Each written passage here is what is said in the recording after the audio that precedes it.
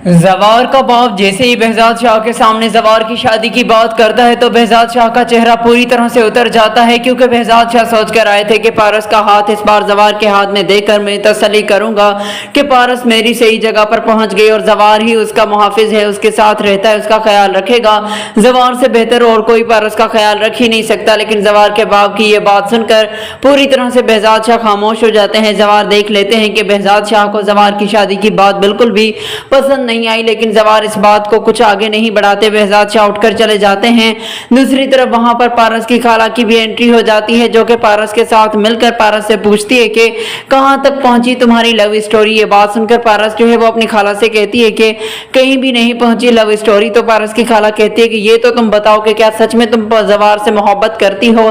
पारस सारी दास्तान खोलकर रख देती है कि चाहने जैसे काबिल है, चाहा जा सकता है जवार को, तो वो तो नहीं चाहता मुझे। ये बात सुनकर खाला कहती है कि ऐसी बात नहीं है, मैंने जवार की आंखों में तुम्हारे लिए मोहब्बत देखी है। तुम एक बार हौसला करके जवार से बात तो करके देखो, अगर वो तुम्हारे साथ मोहब्बत ना करता हो तो मुझे कहना। ये बात सुनकर पारस कहती है कि मैं बात करके रहूंगी। लेकिन behzad शाह इन दोनों की ये बातें सुन लेता है तो behzad शाह कहता है कि पारस, अगर तुम जवार से मोहब्बत करती हो तो जवार को मैं तुम्हारा बनाने में देर नहीं लगाऊंगा। जवार को behzad शाह अपने पास बुलाता है और पारस की मोहब्बत की सारी हकीकत बताता है और जवार से पूछता है कि सच सच बताओ, क्या तुम पारस से मोहब्बत नहीं करते। ये बात सुनकर जवार कहता है कि पारस में कोई कमी नहीं है, मैं भी पारस को चाहता हूँ, लेकिन मैं अपने बाबा के सामने मजबूर हूँ, मैं अपने बाबा की किसी बात को टाल नहीं सकता। ये बात पीछे से जवार का बाप सुन रहा होता है, जो अंदर दाखिल होता है और कहता है कि क्या बात चल रही है behzad शाह, तुम मेरे बेटे को मेरे खिलाफ कर रहे हो, यानी कि तुम अपनी बेटी मेरे बेटे को देना चाहते हो। तो behzad शाह कहते हैं कि माफ कर देना,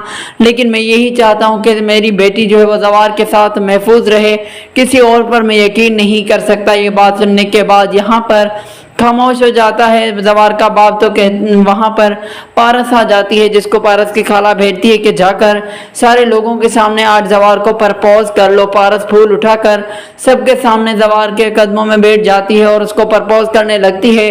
तो जवार भी खुशी से उस रिश्ते को कबूल कर लेता है। जवार का बाप भी हंस देता है और कहता है कि अगर दोनों बच्चों की इसी में खुशी है तो मुझे और क्या चाहिए। जवार, तुम पारस से शादी कर सकते हो। ये खबर जैसे ही जवार की माँ को और मरियम को मिलती है, दोनों हैरान हो जाती हैं। वो भी आकर देखती हैं और कहती हैं जवार के बाप से कि क्या हो गया, आपने ये फैसला कैसे सुना दिया। ये बात सुनकर जवार का बाप कहता है कि ये करना जरूरी था, क्योंकि जवार अगर पारस से मोहब्बत करता है तो मैं अपने बेटे को तकलीफ में नहीं देख सकता। लेकिन रेशम को जैसे इस बात का पता चलता है कि जवार के हाथ में पारस का हाथ दिया जा रहा है तो रेशम पूरी तरह से जल भुन जाती है। उसको चैन नहीं मिल रहा होता, उसको सुकून नहीं मिल रहा होता, परेशान होकर रह जाती है।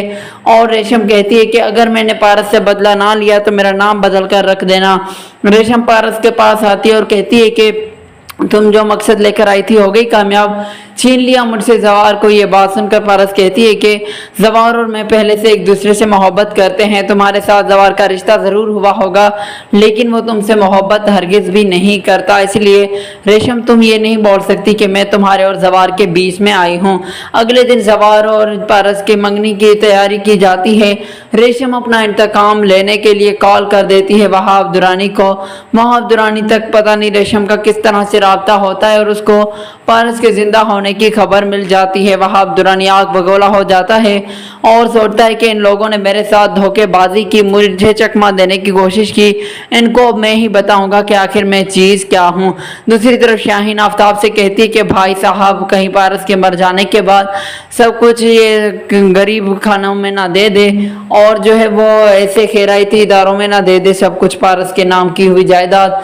मैं चाहती हूँ कि हमें भाई साहब के करीब रहना होगा ताकि भाई साहब जो है ऐसा कोई फैसला ना करें। तो आफ्ताब कहते हैं कि मामू जान के चेहरे पर मैंने हमेशा पारस के अलावा किसी और के लिए मोहब्बत नहीं देखी।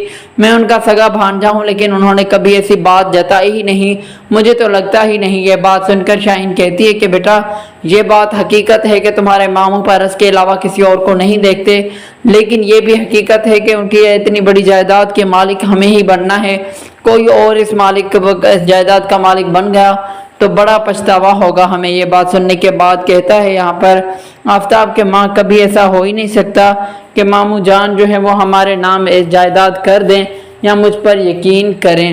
بہزاد شاہ جو ہے وہ شادی کروانے لگتا ہے پارس کی، تو اچانک سے وہاب کی انٹری ہوتی ہے جو شادی کے بیچ میں انٹری لے کر سارے لوگوں کو پریشان کر کے رکھ دیتا ہے۔